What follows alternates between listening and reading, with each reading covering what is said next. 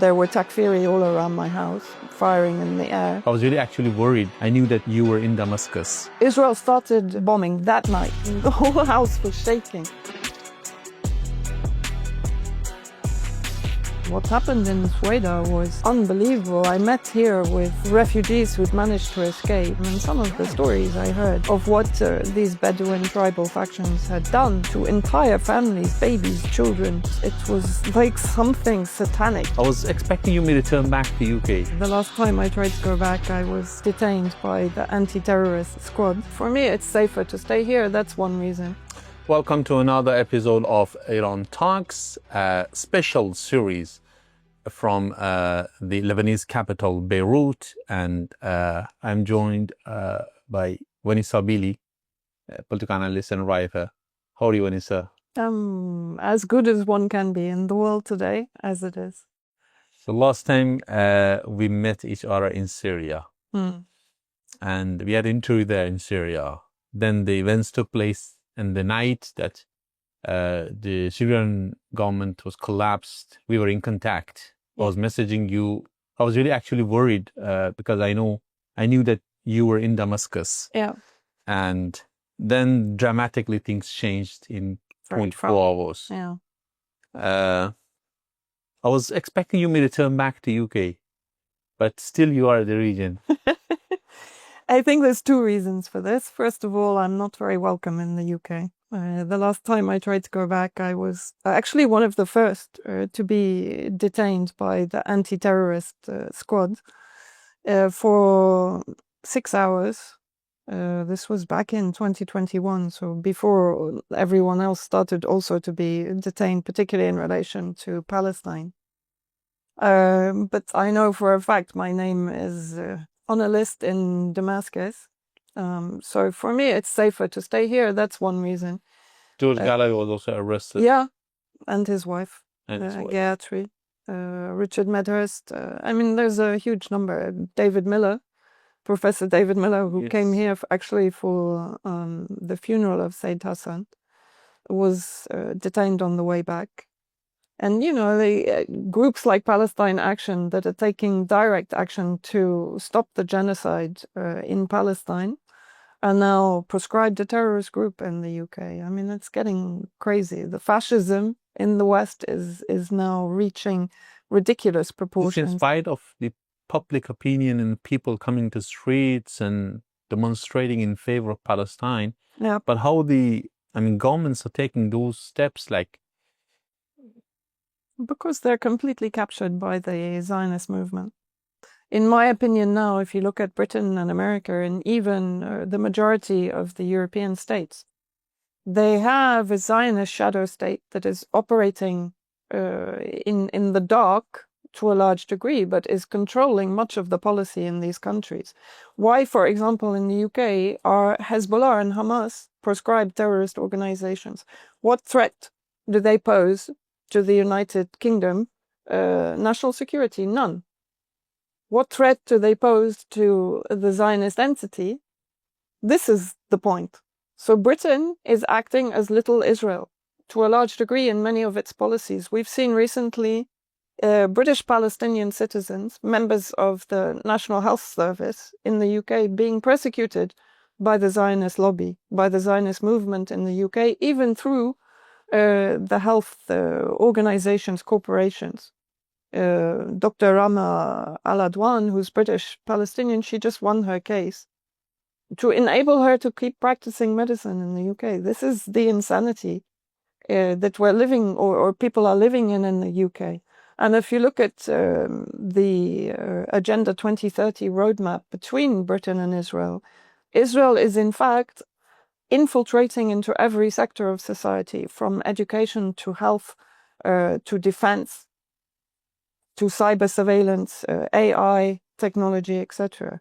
It's literally, in my opinion, we're no longer represented by the government in the UK, we're represented by Israel, and we're defending Israel.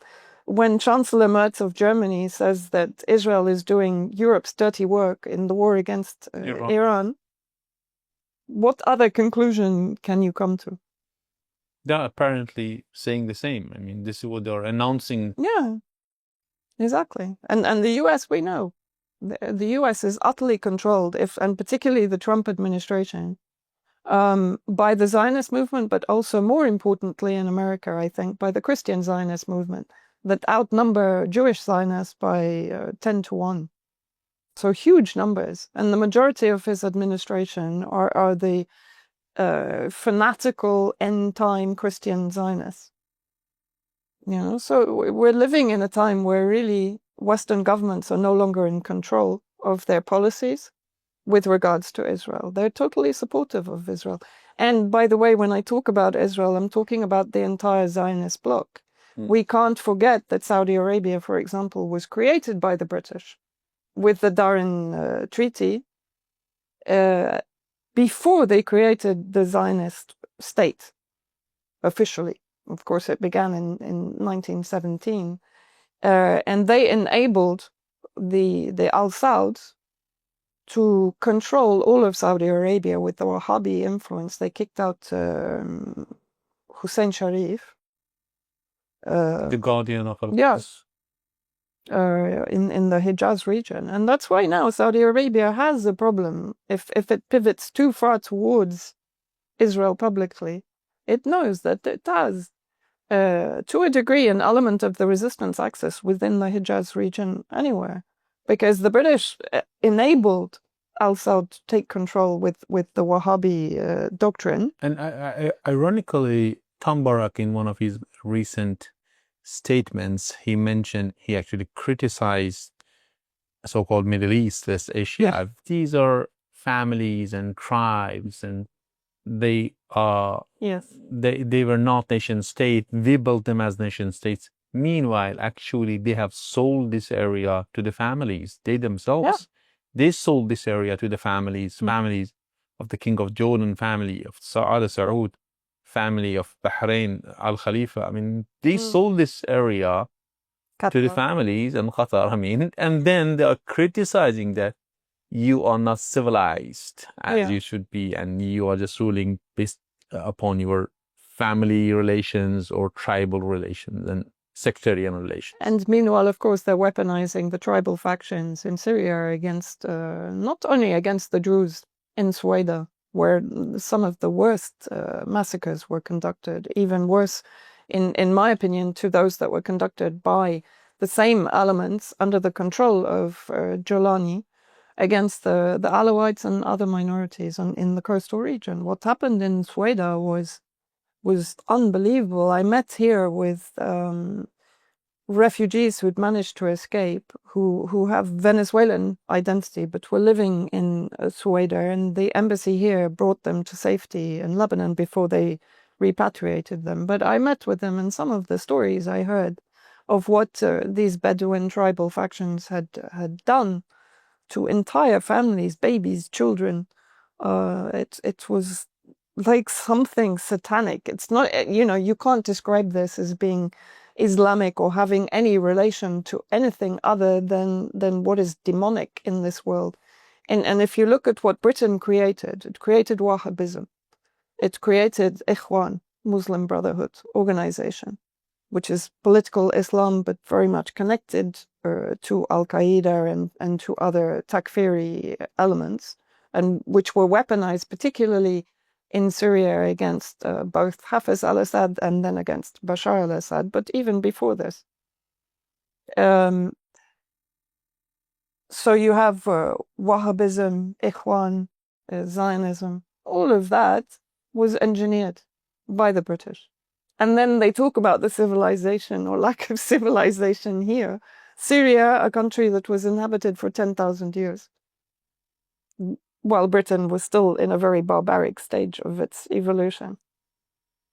Iran, for example, I mean, if you look at the cultural, historical heritage of this region and compare it to the West, which is believed to be, the garden of the EU compared to the jungle of here. But why is it a jungle? Why is Syria now a jungle? It was not a jungle. You and I spent a lot of time in Syria. I was living there from 2019. Even under the worst pressure, Syria never became a jungle. I was safe to walk alone anywhere in Damascus, anywhere in the country except Idlib, of course. I never went there. But in any city in Syria, I was safe to walk alone at night. Now, mass abductions, rapes, abuse, torture of women. And that's the Western Zionist, the whole Zionist bloc influence. About Syria, the new regime that came into Syria into power, HTS, one of the things that changed totally was the connection to the acts of resistance. What they tried to do, I mean, this wasn't previously announced by them, that in the Syria that they are going to control, there will be no more any room, any place, any opportunity for those who want to confront the Israeli aggression, Israeli occupation of Jolan, be it Jolan, Lebanon, or Palestine. And some believe that the new Syrian regime there, they were believing that by this they can bring security for the new Syria. They can make immune Syria from the aggressions of the Israelis, because now Syria is no more any threat to Israel. How do you assess that? How do you, and of course, like Hezbollah, they will cut the ties of Iran to Hezbollah, and they will make the Americans happy, they will make the Israelis happy. How do you analyze that, the current Syria? What is the situation of current Syria from that perspective today? That's a big question. I want to go back a little bit in the history of Jolani and his dominance over Idlib and the multiple Takfiri groups that he brought under his control in Idlib. People may remember he had a second in command, Abu Maria al-Khatani, who was actually responsible for harnessing the power of the tribal factions. He himself was from a tribal area in Iraq. Khatani was assassinated by Jolani. Jolani tried to distance himself from this assassination, but it was actually carried out by now his security minister, his intelligence minister, Anas al-Khattab, who's very close to Turkey. Why? Because Khatani was actually writing songs saying that Jolani is an agent of Zionism. He was exposing Jolani as an agent of Israel back then. I can't remember, I think this was in around 2020, something like this. That's one thing.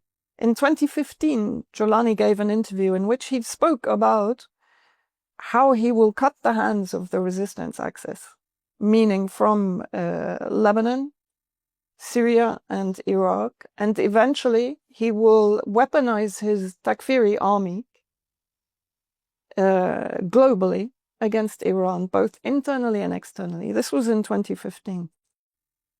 So it's very clear that Jolani from the beginning was an agent of Israel. He also received support from Turkey, but of course now what we see is the potential of confrontation, and we've already seen it inside Syria, between Erdogan and Netanyahu.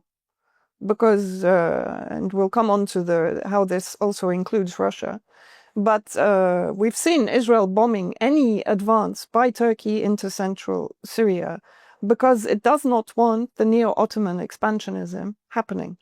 It will allow Turkey to control the northern sector, which it already had control of, down to Aleppo, through the Syrian National Army, the formerly Free Syrian Army. But beyond that, no.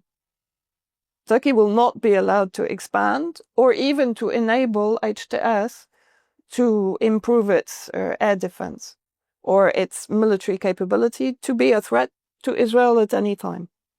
And since the fall of Damascus, what have we seen Jolani doing? I was in Damascus when it fell. You know this because we were talking.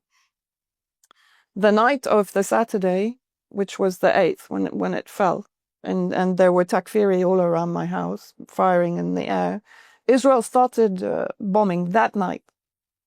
You remember this, with bunker buster bombs, because there was nothing, the whole house was shaking. They destroyed everything, all the radar. And you know, even prior to the Jolani coup, Israel had been bombing the radar in the south, It had been preparing for this attack. So it effectively provided the air support for Jolani from the beginning, right? Then we look at how Jolani dismantled the Palestinian resistance immediately in Syria. They were disarmed. Their status is reduced from citizenship to refugees now.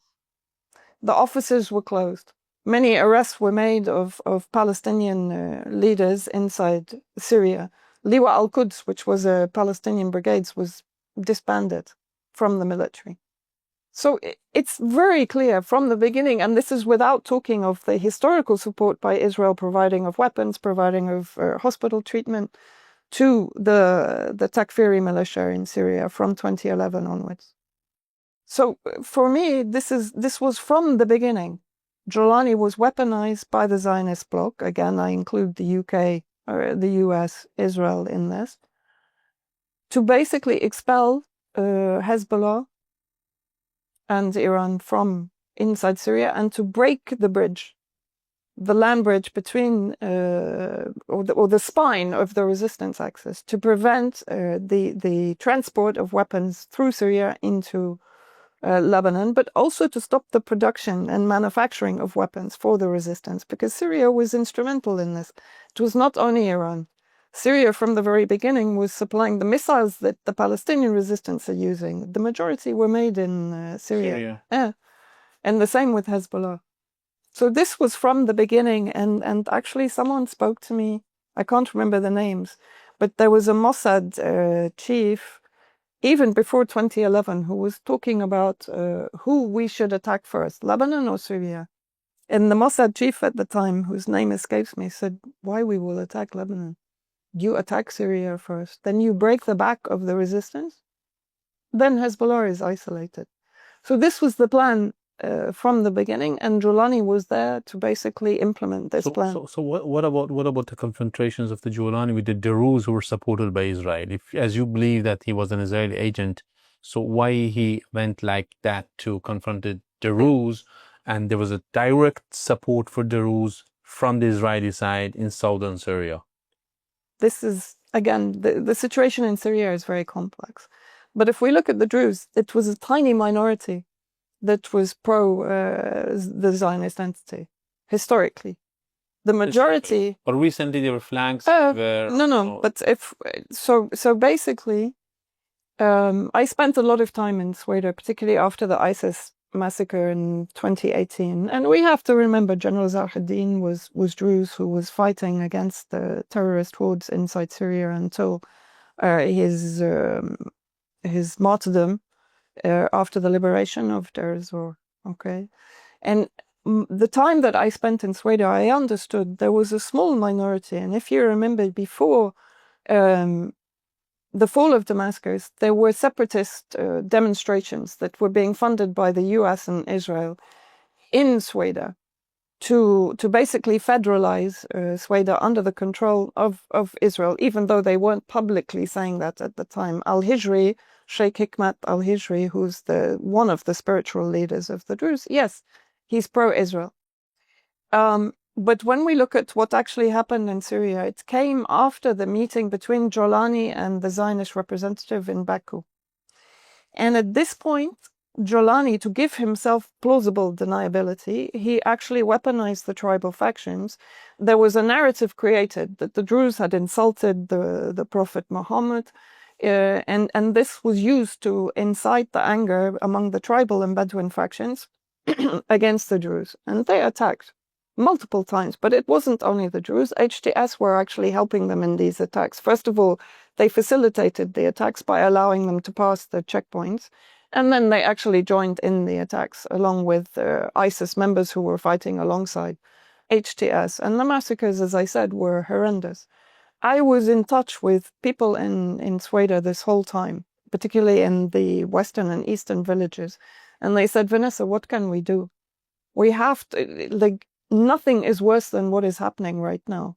I'm not going to go into details about some of the stories I was told because they are absolutely horrific. The torture and abuse that was done to children, to babies, in front of their parents, for example. They said, what can we do? We have to be pragmatic. No one is going to come and help us now. we are trying to defend themselves. And this is another thing. The Druze didn't give up their weapons. The Alawites had surrendered their weapons, which is why they had no defense against the HTS elements when they came to ethnically cleanse them. The Druze had weapons. They could defend themselves to a certain extent. But at the end of the day, they had a choice. Either they accept Zionist assistance or they're massacred. And at the same time, the Zionists know this. So Jolani was effectively given the task in Baku, in my opinion, to create a situation in which the Druze would accept Zionist influence in their territory. Mm-hmm. Why? Because this will give...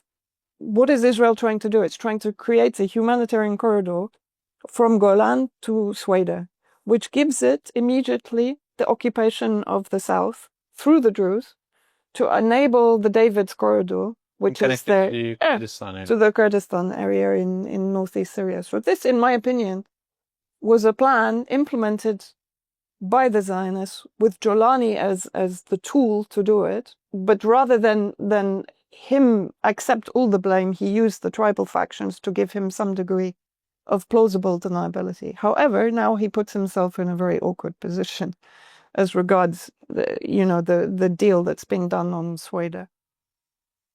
Let's go to the ISIS, to Daesh, and whole camp. Now, if I'm not wrong, this camp is no more there, and those ISIS members who are living there with their families are now spread. If I'm not wrong, around. So, from one side, HTS claims that we are fighting also against ISIS. Yeah. And the other side, this was taking place over there. How do you analyze that? Specifically from the perspective of stability and security inside Syria.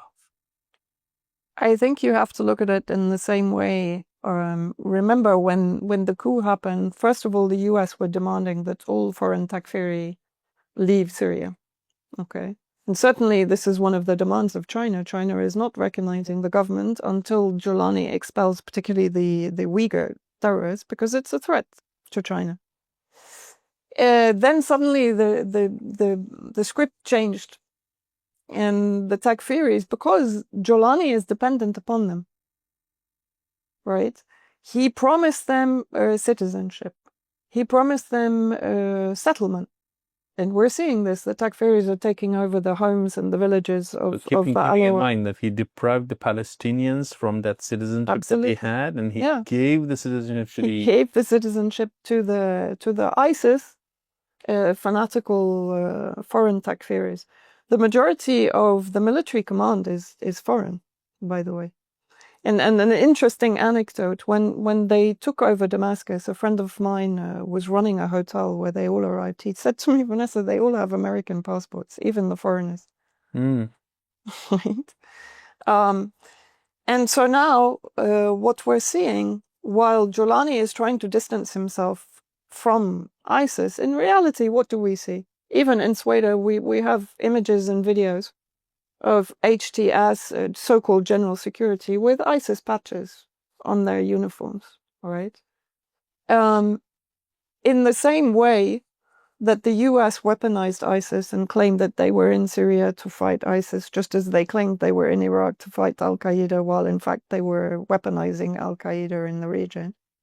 Jolani will weaponize ISIS, but there's a big problem in his policy. And his policy, we have to accept, is being imposed upon him by those that put him in power. So that includes the UK. MI6 is embedded in the presidential palace in Damascus. They are effectively writing the scripts for Shabani and Asad al-Shabani, the foreign minister, and for Jolani. The US, Mossad, MIT, all of the intelligence agencies are in Damascus and are running the show. The problem for Jolani is he's pivoting more and more towards Israel. He's pivoting towards the West, right? So he's losing the support of the fanatical elements, the caliphatist elements within his forces, which include ISIS. Mm-hmm. So they are not ready to serve. They are not ready to compromise on this. No, because he's coming away from his extremist Jihadist. Takfiri route, which is what persuaded them to come under his umbrella as HTS in the first place. Now his policies, which are being governed by what is being told to him by the West and by the Zionists, are distancing him from that ideology. And that's why we see, for example, in my opinion, Israel at one point bombing Damascus. No one was killed. Jolani had already left to go to Latakia. This is all optics. It's to create the impression he's still an enemy of Israel, while in the UNGA he met with Ronald Lauder, who's the head of the Zionist Congress. You know what I mean? So it's all about cosmetics. It's all about maintaining the support of the Takfiri elements. And in my opinion, the foreign Takfiris, and that includes ISIS, will eventually be weaponized, both potentially against the Kurds, because the Kurds are refusing to be integrated into the central government or regime in Damascus. So in my opinion, there's a chance that ISIS will be weaponized against the Kurds, against the Iraqi resistance factions. There's already been skirmishes on the border with Iraq. And ultimately against Lebanon. We've seen a building up. One of the reasons that Homs was very quickly taken over by the foreign Takfiris in particular, and they've brought heavy artillery to Homs, is the closeness to eastern Lebanon. And Takfiri elements have, according to reports in Tripoli and northern Lebanon, been arriving by boat from Syria into Tripoli, and also through the border. There's already been clashes between the Lebanese armed forces and the Takfiri elements on the border. So, you know, in a sense, this is all about the unification of the Takfiri forces as a weapon for the US, Israel, the British. But what if Jolani, openly starts relations with Israel and goes into the normalization process? Even at that time, you don't believe that there are going to be replications, some reactions from the Takfiri elements inside Syria from one side, and also put that Takfiri element aside. Even the Syrian people, yeah. Syrian people, yeah. How do you analyze that? Syrian people, do they really accept the normalization of ties with Israel? No. And this is, I wrote about this very recently. Jolani is walking a very narrow tightrope in his policy. He is kind of, he's talking about there's no normalization. He's refusing the humanitarian corridor to Sweda, for example, from Golan to Sweda. He's refusing it at the moment. He's come up with negotiations and deals for Israel on swapping territory and giving Israel the right to rent the territory in Golan and I think it's 25 years, something like that. This is all nonsense. This is all political maneuvering to try and maintain his image amongst his Takfiri forces, right? He's also stuck because if he refuses the humanitarian corridor from Israel, that means that he has to supply humanitarian aid from Damascus. If he starts doing this, the tribal factions will turn against him. So he's in my opinion, he's in a very difficult position. I'm not sure. In the meeting in Oman, it was made very clear to him and to Shaibani that he could face the same fate as Assad. And we have to remember Jolani's been siphoning gold and money out of Syria through Turkey and into Cyprus for some time. So I think he knows his position is not tenable for very much longer. He has a role to play. He has an agenda that he has to fulfill. But at some point, I think we're going to see the Takfiri elements being weaponized against the resistance axis in Iraq and Lebanon, which is in their interest. They would be happy to be doing this because it's against Iran and Hezbollah. Ultimately, I think Jolani is going to be replaced because it's such a complex situation. I don't think he can continue to manage it. And it's not dependent on him. It depends on how his handlers are going to organize everything. And to a degree, we also now have Russia coming again into the picture through its collaboration with Israel. It's Israel that lobbied the US to keep Russian bases in Syria because they rely on Russia also to prevent Erdogan's expansionism and to have control of the coastal area, the gas reserves. So this is the main reason that HTS has accepted presence of Russians over there and started to negotiate. And they need weapons. Trump has also made it very clear to Jolani, and Jolani actually spoke about it in an interview with New York Times, where he said, okay, so America isn't going to be giving us weapons, but we can get it from Russia. From Russians. And this was, I was told he had a meeting in Idlib. The weapons that are going to be used against the minorities, against Iran, against will come from Hezbollah or Iraq. Yeah, will come from Russia. And Russia, look, Russia was very fast to normalize relations with Jolani. They were among the first. Yeah, they sent Belarus to basically broker the meeting, and then within 6 weeks, Bogdanov came to Damascus, and now Jolani is welcomed to Moscow, to the Arab summit in Moscow in October. He's been given a red carpet treatment. Why? Because Russia is a pragmatic player. Ultimately, what's important to Russia is consolidating its interests in Syria, not losing its only Middle Eastern military base, which gives it access to Africa without needing Turkey. It also gives it the opportunity to have some revenge against Turkey, which double-crossed Russia on multiple occasions, by preventing Erdogan's expansionism and taking control of the coast. There are plans that I'm being told about of there being a potential insurgence in the coast, which will put Russia in a very strong position because it will form a protectorate. Also, marginalizing French influence, because we shouldn't forget that France is also trying to regain a foothold in the pre-Sykes-Picot influence that France had in Syria. So we're seeing, Syria became an arena for big players, basically, to carve out their influence and partition Syria in the process. And Jolani is a means to an end for this. Syria has so many economic problems as well. And Arab countries are there now. They had a meeting there, investments. I mean, companies are going there, Qatar, Saudi Arabia, other Arab League countries. Meanwhile, like Lebanon is also facing the economic problems, but no one is willing to come and invest in Lebanon, but they are going to invest in Syria. I mean, what is the role of these countries? I mean, how do they analyze it?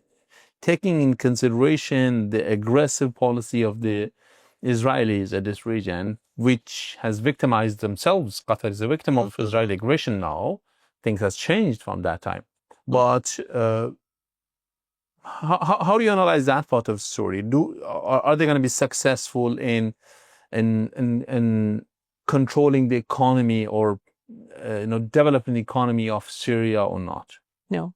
Again, I've actually written about this in a lot of detail. What we're seeing now is exactly what happened in Iraq after the second Gulf War. The first Gulf War, Iraq rebuilt itself through its own finances and infrastructure and so on. But in the second Gulf War, we saw Paul Bremer come in from the US, and we saw basically crony capitalism. We saw investment coming in, but none of it went to the country or to the people itself. It went into the pockets of the ruling elite, the billionaire class, and to those that were actually brokering the deals. This is a fact.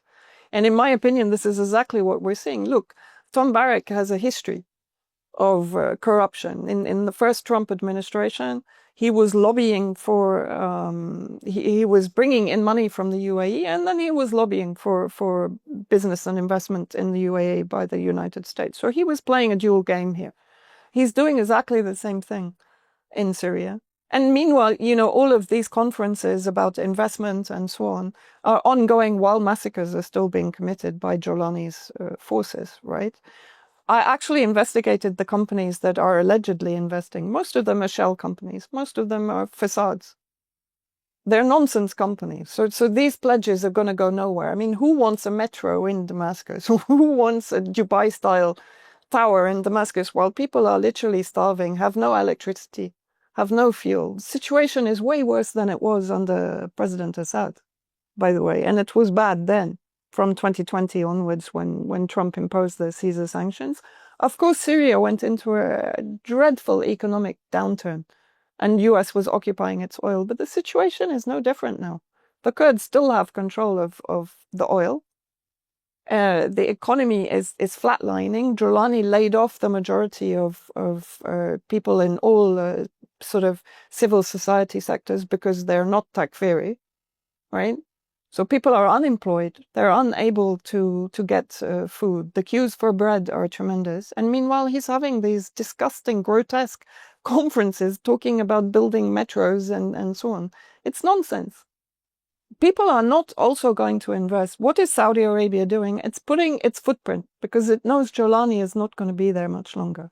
So it's securing its footprint for the future. Qatar, the same. All of them the same. But no one is actually putting money in. No money is coming into Syria. Nothing. And the supposed gas supply from Azerbaijan, it's trickling. Right? So nothing is actually being generated. It's all propaganda, to be honest. And meanwhile, money is coming in and Jolani is siphoning it out. Exactly what happened in Iraq. And the people will continue to suffer and their standard of living will go down, down, down. Let's shift to Lebanon. Syria and Lebanon. Oh, and I also, sorry, just one point I wanted to make. Of course, in Lebanon, Saudi Arabia is actually withholding investment until Hezbollah is disarmed. So investment is being used as a weapon against the resistance in Lebanon, while in Syria it's being used as a sort of cloak to put over the crimes and the atrocities being committed by Jolani's government, because Saudi Arabia would prefer Jolani to stay in power. He's Wahhabi. Qatar and Turkey, Qatar's interests are very much aligned with Turkey. So, if you come to Lebanon and the issue of disarmament of Hezbollah, as you mentioned, which is nowadays being talked a lot about, Lebanese government, now Salam, is intending, as announced, that we are going to disarm Hezbollah. We have given the responsibility to army. Army should implement this, give the plans for disarmament of Hezbollah. One point here is that there are direct connections between Lebanon and Syria. Things are highly interconnected. After the Assad collapse of Assad, Bashar al-Assad, so many believe that the backbone of Hezbollah is no more there. As you mentioned, there were factories, they were producing weapons for the resistance in Lebanon, and there were also connections from Iran to